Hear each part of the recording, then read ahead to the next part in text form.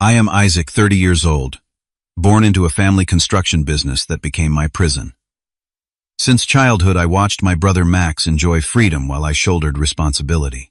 Everything imploded at a family dinner when Dad uttered those crushing words, "You have work while your brother enjoys." It is that simple. If you do not like it, get out. The worst part, Mom nodded along, so I calmly replied, "Great. Then I will leave, and you can pay your own bills." It is that simple. Before I dive into this story, where are you watching from? Hit that like and subscribe button. If you have ever had to stand up for yourself against family injustice. Growing up in a middle-class neighborhood on the south side of Chicago shaped me in ways I never fully appreciated until recently. Our family home was modest but comfortable, nestled among similar houses, with neatly trimmed lawns and basketball hoops mounted above garages. This was where our family story unfolded, one of unequal expectations and differential treatment that would eventually force me to make the hardest decision of my life. My grandfather started Mitchell Construction in 1967, with nothing but a pickup truck, a toolbox, and unwavering determination. He built it from the ground up, working 16-hour days and sacrificing weekends to establish a reputation for quality and reliability. When my father Richard took over in 1993, the company had grown to employ 15 people and had a solid client base throughout the Chicago area. Dad always spoke reverently about my grandfather, telling Max and me stories about his work ethic and vision, usually ending with meaningful glances in my direction. From the age of 10, Dad started grooming me to follow in his footsteps. While other kids enjoyed summer breaks playing baseball or swimming at the community pool, I was waking up at 6 a.m. to accompany him to job sites. "This will all be yours someday, Isaac." He would say, his hand heavy on my shoulder as we surveyed a foundation being poured or a frame going up. "You need to learn every aspect of the business from the ground up." My initial excitement about spending time with Dad quickly gave way to exhaustion and loneliness as I realized this was not father-son bonding, but training for a role I never chose. By 13, I was spending every weekend and school break working. I cleaned job sites, organized tools, ran errands for foremen, and gradually learned more skilled tasks like measuring, cutting, and basic carpentry. Meanwhile, Max, only 2 years younger, spent his summers at sports camps, sleepovers, and later road trips with friends. His room filled with trophies from soccer and baseball, while mine accumulated work gloves with holes worn through the fingers. "Your brother is not cut out for the business," Dad would explain when I occasionally questioned the disparity. "You have the Mitchell Construction genes. You should be proud of that." Mom, always the family peacekeeper, reinforced this narrative in gentler ways. "Isaac, honey, you are so responsible and mature for your age. Max needs more time to find his way." Her words were meant as a compliment, but they rang hollow when they excused preferential treatment. Despite my work schedule, I maintained a 3.9 GPA throughout high school. Math and physics came naturally to me, and I dreamed of studying engineering at University of Illinois, or maybe even MIT. I secretly filled out applications during my senior year, hope swelling when acceptance letters arrived along with scholarship offers. That hope deflated during a special dinner Dad arranged when those acceptance packets arrived. "Son, college is a waste of time for someone with your practical experience," he declared. "You already know more about construction than those professors with their theoretical knowledge. The business needs you now." He laid out his plan. I would start full-time immediately after graduation, working my way through every department. In 5 years, we would discuss partnership. Mom sat beside him, nodding encouragingly, while Max texted under the table, clearly bored by a conversation that would never involve him. The decision felt both made for me and somehow my own. Pride in being trusted with the family legacy mixed with disappointment about abandoning my engineering dreams. I told myself college could wait, family came first. At 18, I became a full-time employee of Mitchell Construction, starting in the trenches with the laborers despite already having years of experience. Dad insisted I earn respect rather than having it handed to me because of our shared last name. I worked harder than anyone, arriving first and leaving last, learning every trick and technique from our veteran crew members. As the years passed, my responsibilities grew. By 23, I was managing projects. By 26, I was handling client relationships.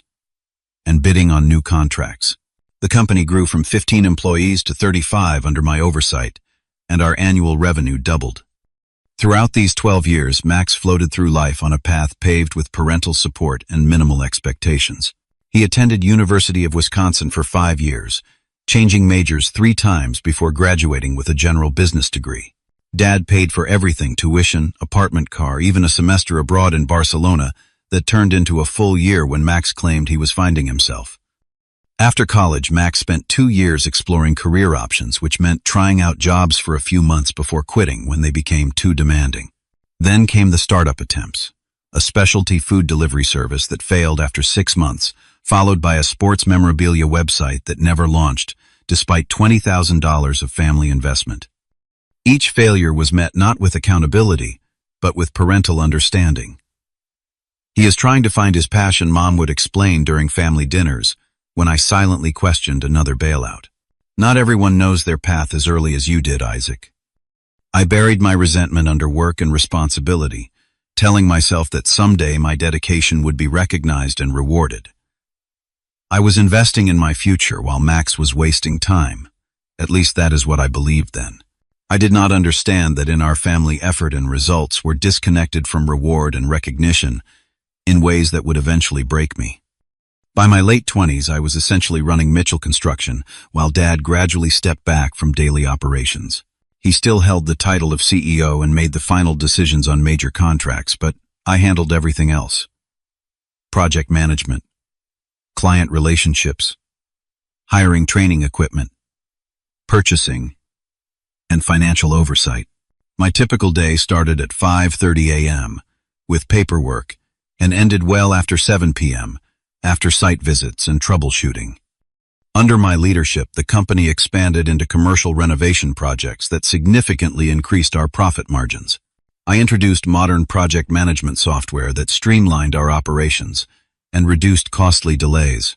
When the housing market briefly slumped, I pivoted us toward government contracts for public facility renovations, keeping all our crews employed when competitors were laying off workers. The West Side Library renovation became our signature project, completed 3 weeks ahead of schedule and 5% under budget, earning us features in 2 construction industry publications. The client specifically praised my innovative solution to unexpected structural issues discovered mid-project. Through all this growth, Dad continued making vague promises about my future in the company. "Just a little longer, son, and we will make things official," he would say whenever I brought up the partnership he had dangled before me for years. "The timing needs to be right." I believed him because I needed to justify the decade-plus I had invested. Meanwhile, I watched my high school friends advance in their careers, buying homes and starting families, while I remained stuck in a holding pattern, working myself to exhaustion for a promise that seemed perpetually just out of reach. Then came the bombshell. After his latest failed venture, an exclusive travel club that collapsed after taking membership fees from his college friends, Max returned to Chicago. A week later, Dad called a company meeting. "I am proud to announce that Max will be joining Mitchell Construction as Executive Vice President of Business Development," Dad announced to the assembled employees, his arm around Max's shoulders. His business degree and entrepreneurial experience make him perfectly suited to help take this company to the next level. I stood frozen at the back of the room, blindsided completely. The position Dad described was newly created with responsibilities carved directly from my domain. Worse, I later discovered that Max's starting salary would nearly match mine compensation it had taken me 12 years to achieve. When the meeting dispersed, I pulled Dad into his office. "What is going on? We never discussed this. We do not need an executive VP of anything, and Max has no construction experience whatsoever." Dad leaned back in his chair, irritation flashing across his face. "Isaac, this company needs fresh perspectives. You are too bogged down in operations to see the bigger picture. Max brings outside business knowledge we need." "Outside business knowledge, Dad. Every business he has touched has failed spectacularly, and carving a position for him at nearly my salary when I have given this company my entire adult life. How is that fair?" His expression hardened. "Fair. This is my company, and I decide what is fair. Max needs structure and responsibility. This is good for him. And what about what is good for me, for the company?" for our employees who actually know what they are doing. Dad stood up, signaling the conversation was over. I expect you to support this decision and help your brother learn the ropes. Family first, Isaac. Always family first. That evening, I sought support from Mom, hoping she might see the injustice and speak to Dad on my behalf. Instead, she offered justifications that cut deeper than Dad's dismissal. "Honey, you and Max are just different," she said, patting my hand across her kitchen island while preparing dinner. "You have always been naturally responsible and capable. Things come harder to Max. He needs more support and structure than you do. Try to be understanding. He looks up to you. So because I am reliable, I get punished with more work and less recognition. How does that make sense?" "Nobody is punishing you," she sighed. "We are just trying to help Max find his footing. You already know your place in the world." My relationship with Rachel, my girlfriend of 3 years, began suffering under the weight of my growing frustration and endless work hours. A hospital administrator with her own demanding career, she supported my ambitions but questioned my family's treatment. "Isaac, they take advantage of you because you let them," she said one night after I canceled our dinner plans to handle a crisis Max had created by promising impossible timeline commitments to a new client. "They will never change unless you force them to see you differently." What am I supposed to do? Walk away from 12 years of work? This company is my future. She looked at me with sad eyes. Is it? Or is it just your present and past? Because from where I stand, your father has no intention of ever truly sharing control. Her words haunted me, especially as Max settled into his role, which primarily consisted of long lunches with potential clients, taking credit for my project designs and meetings, and leaving early every Thursday for networking on the golf course. While I averaged 70 hours weekly, Max rarely exceeded 30, most of that spent on his phone or wandering job sites, asking basic questions that disrupted our cruise. The physical toll became impossible to ignore. I developed tension headaches that lasted for days. My sleep deteriorated to 4 restless hours nightly. I caught every cold that circulated through the office. My doctor warned about my blood pressure and suggested stress management techniques I had no time to practice. 6 months into Max's leadership, he somehow convinced Dad to let him lead the bid on the Lincoln Park Community Center renovation, our potentially largest contract ever. Despite my protests, Dad insisted this was Max's chance to prove himself. I was instructed to advise from the sidelines while keeping all my other responsibilities. The morning Max was supposed to submit our proposal, he called in sick with a hangover after celebrating prematurely the night before. I spent 14 frantic hours completing the unfinished bid documents, submitted them just before deadline, and secured the contract that would keep our company profitable through the following year. At the next staff meeting, Dad congratulated Max on landing the project. Max accepted the praise with a humble smile, never mentioning my rescue effort. When Marcus, our senior foreman, who knew the truth, tried to correct the record, Dad smoothly interrupted and changed the subject. That night, looking at myself in the bathroom mirror, hollow-eyed and unrecognizable even to myself, I realized something had to give. If it did not, that something would be me. 2 weeks after the Lincoln Park contract situation, Mom called to invite Rachel and me to a family dinner at their house.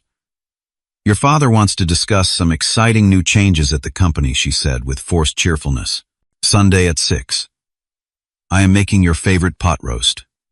Rachel squeezed my hand as we pulled into my parents' driveway that Sunday evening. "Remember what we talked about," she whispered. "Stand your ground. Your worth is not determined by their recognition." I nodded, though my stomach churned with anxiety.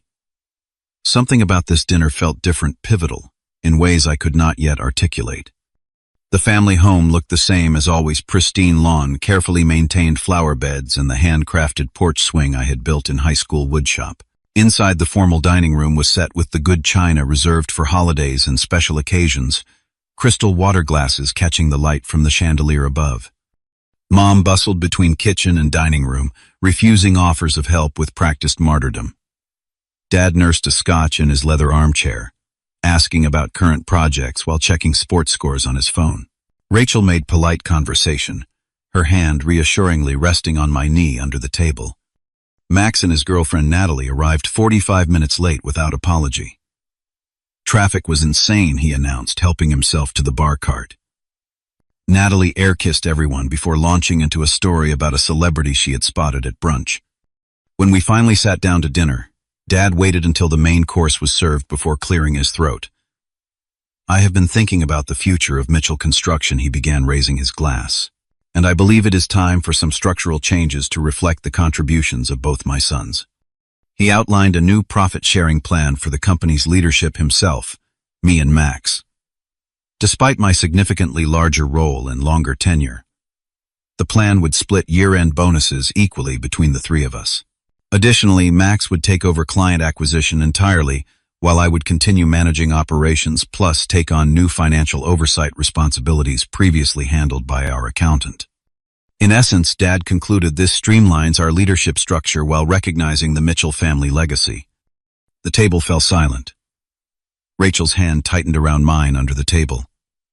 I took a slow, deliberate sip of water, organizing my thoughts before responding. Let me make sure I understand, I said, my voice steadier than I felt. Max, who has been with the company for 6 months, will receive the same profit share as me, who has worked there for 12 years. Additionally, I will take on more responsibilities while Max focuses solely on sales. Is that correct? Dad nodded, seemingly pleased I had summarized so efficiently. Exactly. Max has a natural talent for client relations, and you excel at the operational details. We are playing to everyone's strengths. And how does this compensation structure reflect the actual work distribution? I continued. Currently, I work approximately 70 hours weekly compared to Max's 30. I directly manage 33 employees while Max manages none. Last quarter projects I oversaw generated 87% of company revenue. Dad's expression darkened. Isaac, this is not about tallying hours or claiming credit. This is a family business, and both of you are family. It seems very much about hours and credit when it comes to my responsibilities, I countered, but somehow those metrics disappear when determining compensation. Max interjected, swirling his wine.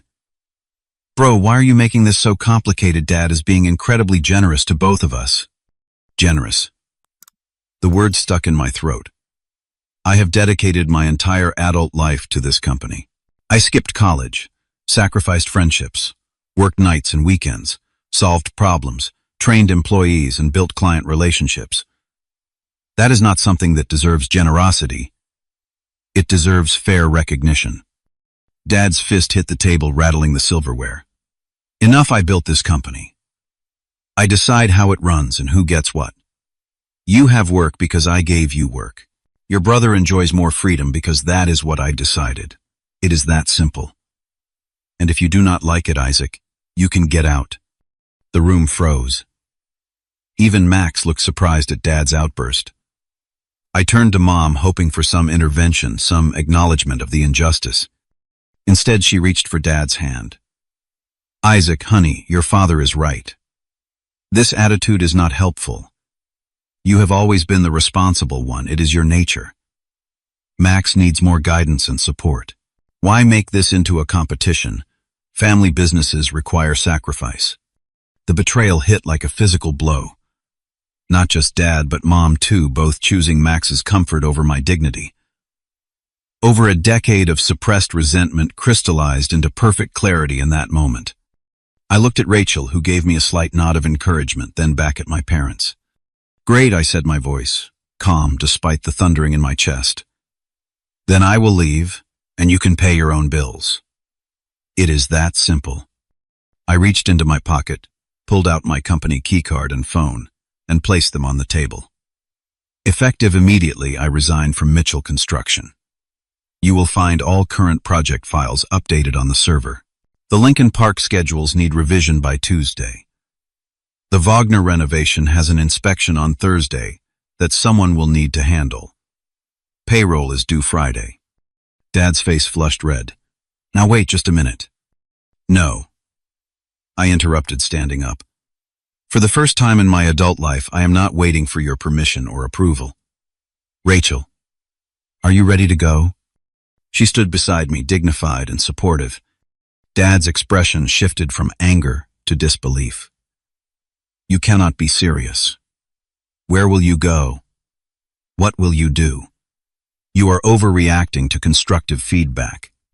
This was not feedback. This was a lifetime of unequal treatment coming to its logical conclusion. I helped Rachel with her coat. You will cool off and come back, Dad declared as we headed for the door. You always do the responsible thing. I paused at the threshold, looking back at the family tableau, Dad red-faced and blustering, Mom wringing her hands, Max wide-eyed and confused, the half-eaten meal abandoned. Not anymore, I said, and closed the door behind us. The silent drive from my parents' house marked the beginning of the strangest period of my life. Rachel suggested going to her apartment, but I needed space to process the magnitude of what had just happened. Can you drop me at Jake's place? I asked. Jake had been my best friend since 7th grade, one of the few friendships I had maintained despite my work schedule. As a freelance graphic designer, he kept unconventional hours and would likely be home on a Sunday night. Jake opened his door, took one look at my face, and ushered me inside without questions. Only after handing me a beer did he ask, "What happened, man?" The story poured out of me, not just the dinner, but 12 years of accumulated slights and inequities. Jake listened without interruption, occasionally nodding or shaking his head at particularly egregious examples. You can crash here as long as you need, he said when I finished. The couch is yours. No timeline, no pressure. That first night on Jake's couch, I stared at the ceiling until dawn, alternating between panic at having abandoned my career and relief at finally standing up for myself. By morning, my phone contained 15 missed calls and 23 text messages from my parents and Max. I silenced the ringer and placed it face down on the coffee table. Rachel came by before her hospital shift, bringing breakfast and unwavering support. "I'm proud of you," she said, squeezing my hand. "This was a long time coming." "I have no idea what comes next," I admitted. "That is the beauty of it," she replied. "For the first time you get to decide." The first week passed in a blur of practical concerns. I had savings, not as much as I should have after 12 years of work given my below-market salary, but enough to sustain me for a few months if I was careful. I retrieved essential belongings from my apartment during hours I knew my family would be at work, half expecting to find the locks changed despite my name on the lease. Dad's communications evolved, predictably initial anger. "Your behavior was disrespectful and unprofessional," followed by guilt-tripping. "Your mother can barely eat. She is so upset," then grudging offers. "Let us discuss a revised arrangement." I responded to none of them. Max's lone text message read, "Hope you are happy. Dad gave me your office. Nice view." I blocked his number immediately. Mom's approach proved more insidious. She left voicemails filled with family anecdotes and references to my childhood, as if reminding me of happier times might reel me back into the dysfunction. "Family is forever, Isaac," she said in one message. "You cannot just walk away from blood." By week 3, I had submitted job applications to every major construction and project management firm in the Chicago area. My resume looked impressive on paper, 12 years of escalating responsibility at a successful company. But interviews inevitably turned awkward when explaining my departure from the family business. Human resources representatives exchanged glances when I declined to provide references from my only employer. "Your technical qualifications are excellent," one hiring manager said, "but we are concerned about the circumstances of your leaving Mitchell Construction. Family businesses are complicated. We would need some assurance this situation will not follow you here." Translation: they feared my father's influence in the tight-knit Chicago construction community. They were right to worry. By the 2-month mark, my savings dwindled alarmingly. Jake refused my offers to contribute to rent, but I insisted on covering groceries and utilities. Rachel suggested moving in together to share expenses, but I resisted. My life felt too unstable to make that commitment despite our strong relationship.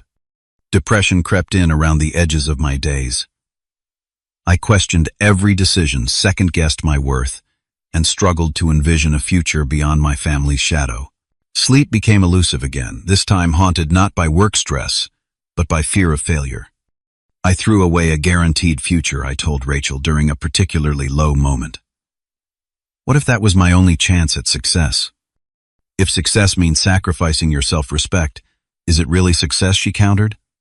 The lowest point came 3 months after the fateful dinner.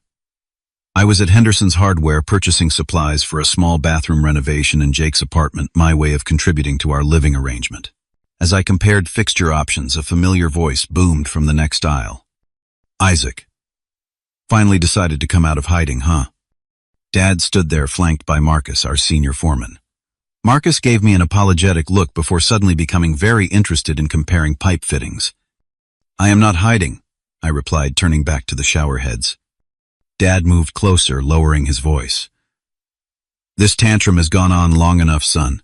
The Lincoln Park project is behind schedule. 3 subcontractors have threatened to walk. Max is in over his head. That sounds like a management problem. Your management problem. Your responsibility. He placed a heavy hand on my shoulder. Come back. Monday. Same office. 10% raise.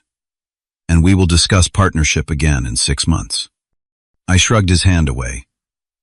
Under the same conditions, where Max gets equal rewards for fraction of the work.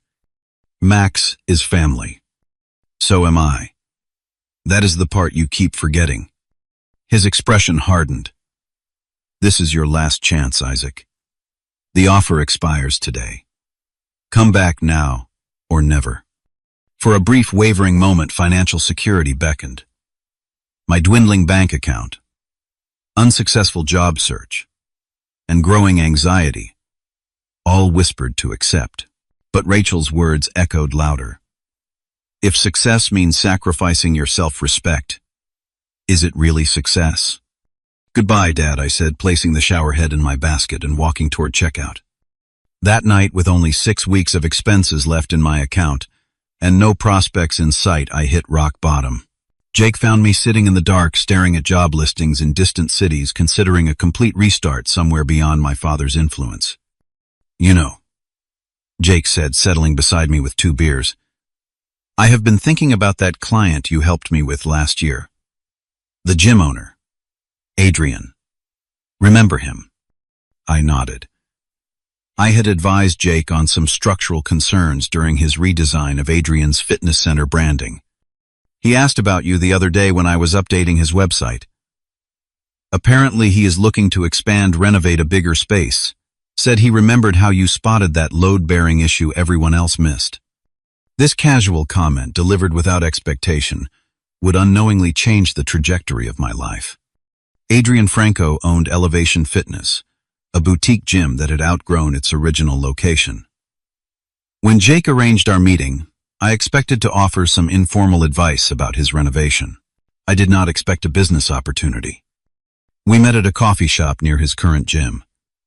Adrian, a former college athlete turned entrepreneur, radiated the focused energy of someone who sets goals and demolishes them. Jake tells me you know construction inside out, he said after preliminaries. I have some experience, I acknowledged cautiously. And that you recently left your family business. I tensed. Yes. Adrian nodded, surprising me with his next words. Good for you. I left my father's insurance agency 5 years ago when he refused to modernize. Best decision I ever made, though. It took 2 years of ramen noodles before I got this gym off the ground. His candor disarmed me. For the first time, I met someone who understood the particular pain of walking away from family expectations. Adrian pushed a folder across the table containing plans for a vacant commercial building. I have bought this property. It needs complete renovation to become a state-of-the-art fitness center. The contractors I have spoken with either want to gut everything which I cannot afford or do cosmetic fixes that will not address structural issues. What are you looking for exactly? I asked already, noting several inefficiencies in the preliminary plans. Someone who sees what this could be. Someone who understands construction but thinks beyond conventional approaches. He paused. Someone like you, according to what I saw in that branding meeting last year. Over the next 2 hours, we discussed possibilities for the space. I sketched alternative layouts, suggested eco-friendly materials that would save money long-term, and identified ways to preserve the building's character while modernizing its functionality. As we wrapped up, Adrian made an unexpected proposal.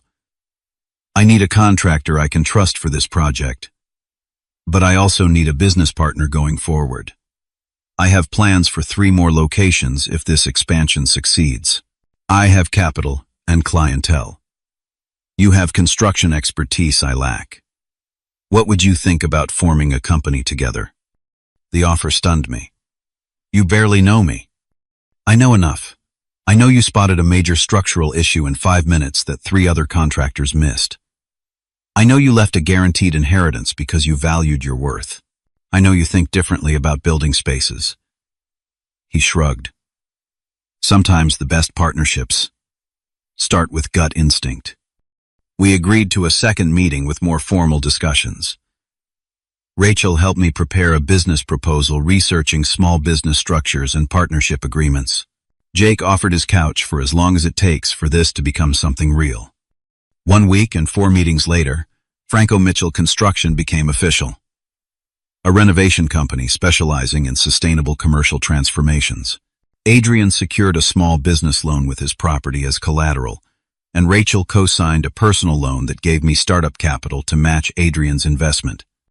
We leased a tiny office above a print shop and purchased a used truck with the company logo Jake designed. Our first project would be Adrian's gym renovation, with an aggressive 3-month timeline and tight budget.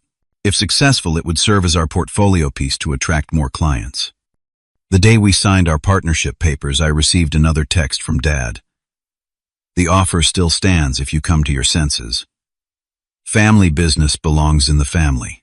I did not respond, but for the first time the message provoked determination rather than doubt.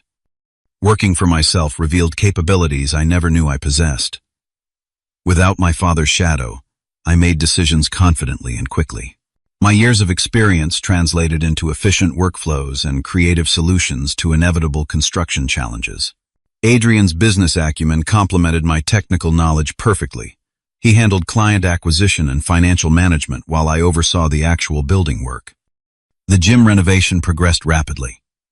I hired 2 skilled workers who had recently been laid off from a larger company, paying them fair wages and reasonable hours, the opposite of how my father treated our crews. When we encountered unexpected electrical issues behind an old wall, I developed a workaround that saved thousands without compromising safety. Word spread quickly. A cafe owner who trained at Adrian's gym hired us to renovate his second location. A boutique hotelier asked us to bid on converting an old apartment building. By month 4, we had completed the gym project on time and under budget and had contracts for 3 more renovations. Most satisfying was the call I received from Marcus, my father's senior foreman for 15 years. The company is falling apart, Isaac, he said. Your dad is micromanaging everything Max is making, promises we cannot keep, and morale is at rock bottom. 3 of us are thinking of leaving. Any chance you need experienced crew members? By month 6, Franco Mitchell employed 7 people, including Marcus and Tina, our former office manager, who brought valuable institutional knowledge and client relationships. We specialized in eco-friendly renovations that preserved historical elements while modernizing functionality, a niche that attracted environmentally conscious business owners willing to pay premium rates for sustainable construction.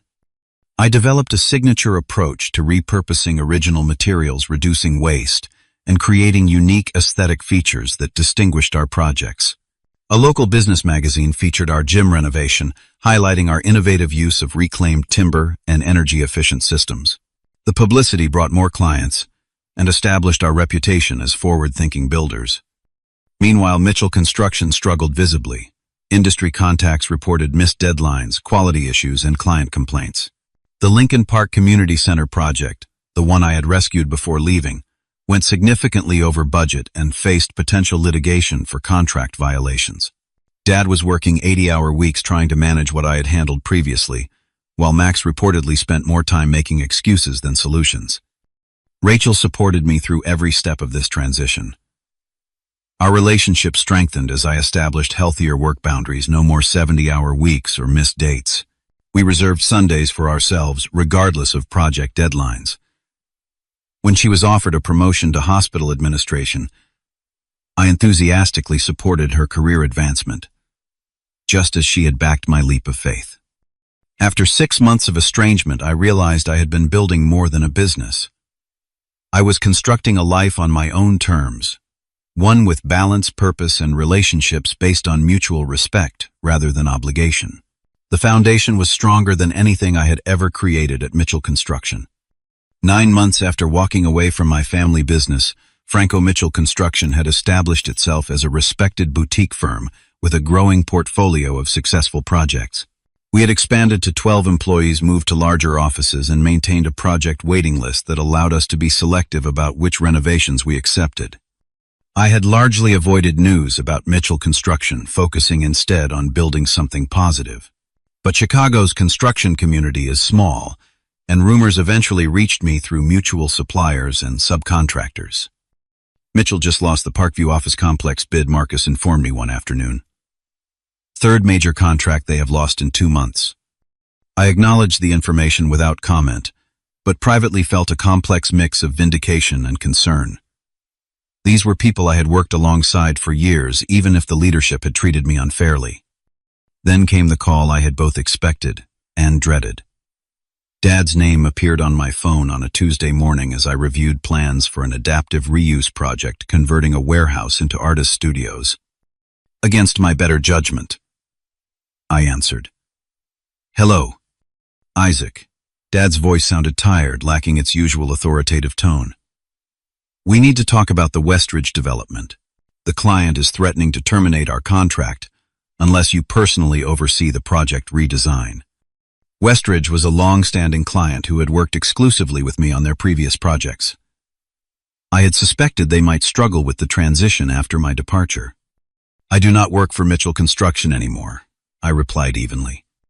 "This is not about employment. This is about salvaging a $3 million contract that will keep 20 people employed through winter.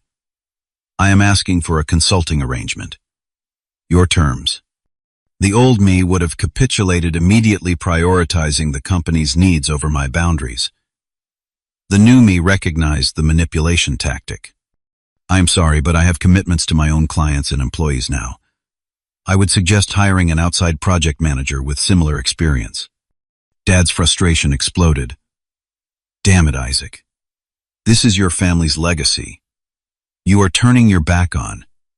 Is your pride worth watching everything your grandfather built collapse?" "This is not about pride," I replied calmly. "This is about respect for myself and for the contributions I made that were consistently undervalued. I wish you luck with Westridge." I ended the call feeling stronger than I had anticipated. Setting boundaries with my father no longer triggered guilt or anxiety. Progress. 2 weeks later, industry news confirmed what rumors had suggested. Mitchell Construction had lost the Westridge contract, along with 2 other major projects. Their staffing had decreased by 30%, through layoffs and resignations. A local business publication ran a story about succession challenges in family construction firms, using Mitchell as a cautionary example. Then came the news that truly surprised me. Mom called Rachel rather than contacting me directly. "She says they are selling the house," Rachel reported after their conversation. "Your father's business is filing for Chapter 11 bankruptcy protection. Restructuring. Not liquidation, but still, it is serious." "What about Max?" I asked the first time I had spoken his name in months. "Apparently he left for Colorado with Natalie when things started deteriorating. He is working at his friend's ski resort or something." The information sat heavily in my chest. Despite everything, I had never wished financial ruin on my parents. The house had been in our family for 3 generations. A week later, I spotted Mom at the farmer's market, looking noticeably thinner and older. She saw me too, hesitating before approaching. "Isaac," she said simply. "You look well." "So do you," I lied politely. She gestured to my company shirt with the Franco Mitchell logo. "Your business is doing well. We hear good things." "Yes, we are staying busy." An awkward silence stretched between us, filled with unspoken history. "Your father would never admit this," she finally said, "but losing you was the worst mistake he ever made. Not just for the business, but for our family. Her eyes welled with tears. I should have stood up for you that night, and many nights before. This small acknowledgement, the first either parent had offered, opened a door I had assumed permanently closed. 2 days later, I suggested to Rachel that we invite my parents for dinner at our apartment. Not for reconciliation necessarily, I clarified, but to hear them out. To see if there is any path forward, even if it is just civil interaction. Rachel squeezed my hand. I think that is healthy. Boundaries do not have to mean permanent estrangement. The dinner was initially stilted, weighted with months of separation and years of underlying tension. Dad looked physically diminished, his confident posture replaced by the slumped shoulders of someone carrying too heavy a burden. After preliminary small talk, he cleared his throat. I owe you an apology, Isaac. A significant one. The word seemed physically difficult for him to pronounce. I took your contributions for granted. I favored Max at your expense. I failed to recognize your value until you were gone. Mom reached for his hand, adding, We both failed you, honey. We justified unequal treatment by telling ourselves it was what each of you needed. We were wrong. Dad continued, his voice uncharacteristically emotional. The business is in trouble, serious trouble. Without your management, projects fell behind. Clients left. Mistakes multiplied. We are restructuring through bankruptcy, but... He swallowed hard. We may lose everything your grandfather built. The naked vulnerability from my formerly invincible father struck me deeply. This was not manipulation or a ploy to reclaim my labor. This was genuine devastation. What about Max? I asked. Mom's expression tightened.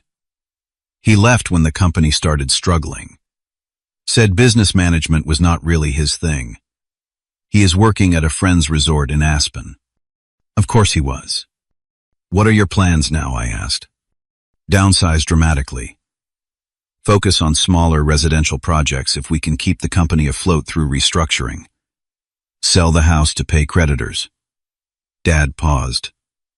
I am 63. Too old to start over, too young to retire with nothing. The conversation continued into the evening, more honest than any we had ever shared. They asked about my business, genuinely interested rather than competitive. They acknowledged specific instances where they had treated me unfairly. They expressed pride in what I had built independently. As they prepared to leave, Dad hesitated at the door. I do not expect forgiveness, and I certainly do not expect you to rescue the business. But I want you to know that I see now what I could not see before. You were always the heart of Mitchell Construction. Not me, not your grandfather, you. I spent several days reflecting on that conversation, discussing options with Rachel and Adrian. The hurt had not disappeared, but it had transformed into something less raw, less consuming. I could see my parents as flawed humans rather than authority figures who had failed me. A week later, I invited them to my office to propose a limited consulting arrangement. I would help stabilize their core projects and train their remaining staff on the systems I had implemented, but I would not rejoin the company. I would charge standard industry consulting rates, no family discount, and all interactions would remain strictly professional. Dad initially bristled at the formality, his pride flaring briefly before Mom placed a restraining hand on his arm. Those terms are more than fair, she said firmly. We are grateful for any assistance you are willing to provide. Over the next 3 months, I spent 10 hours weekly at Mitchell Construction, helping reorganize project workflows and training the scaled-down team on efficient management practices. I maintained clear boundaries, leaving precisely when scheduled regardless of unfinished business. When Dad occasionally slipped into old patterns of expectation, I calmly reminded him of our agreed terms.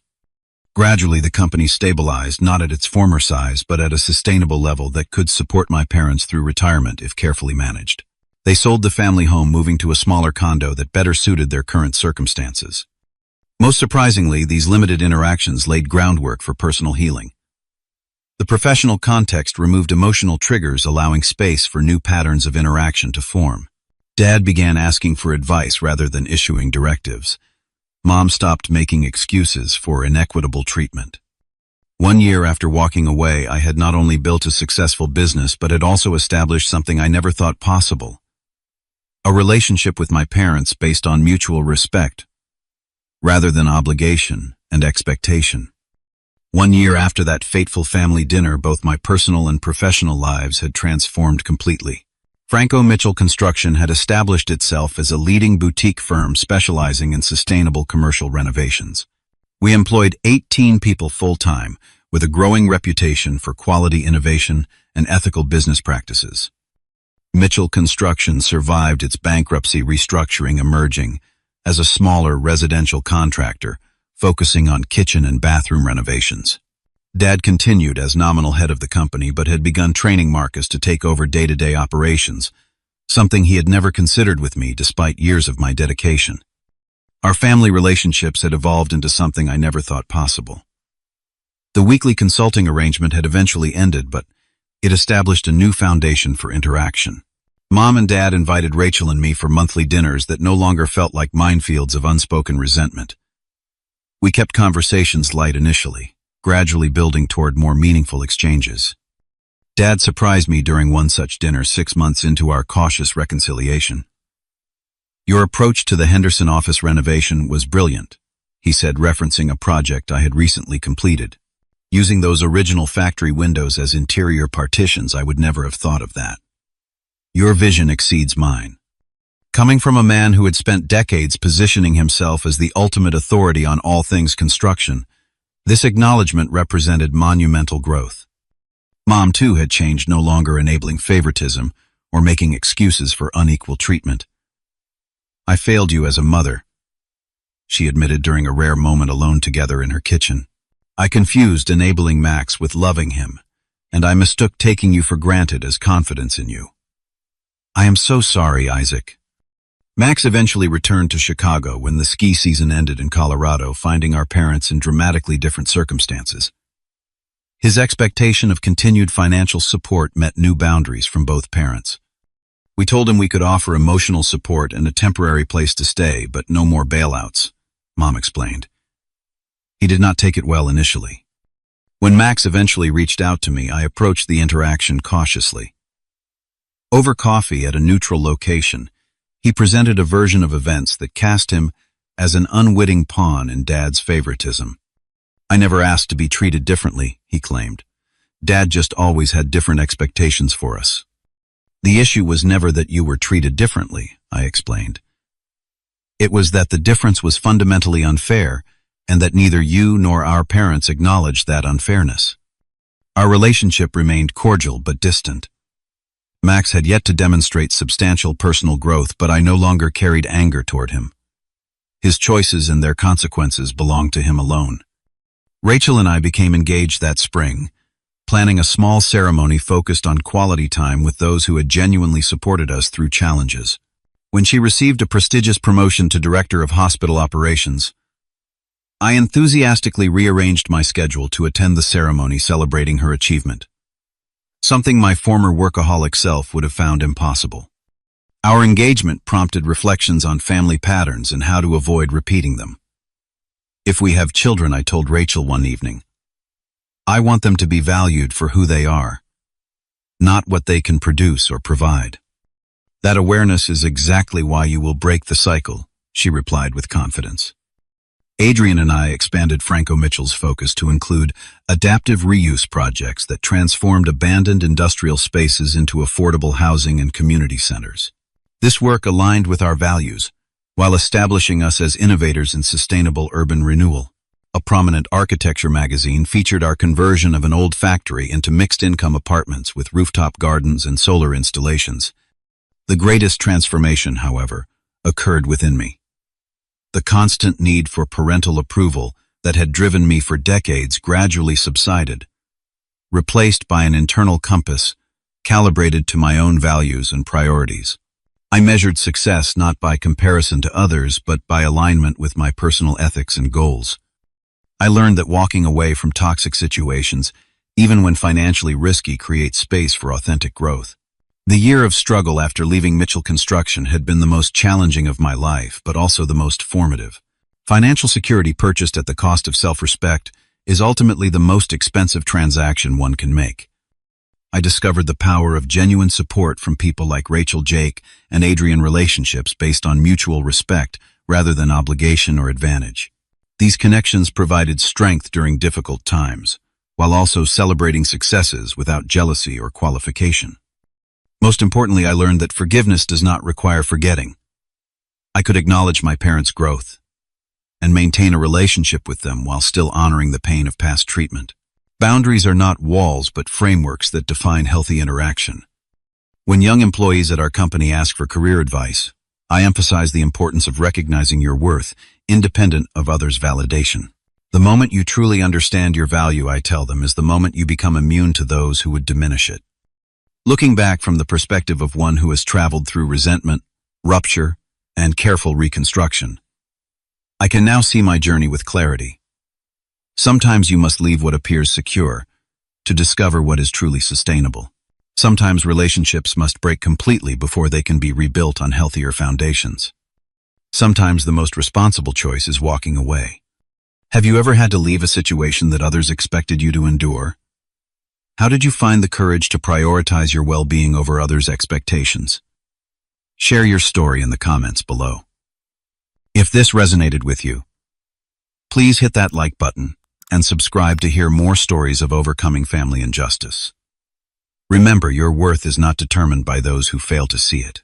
Thank you for listening, and may you find the strength to write your own story on your own terms.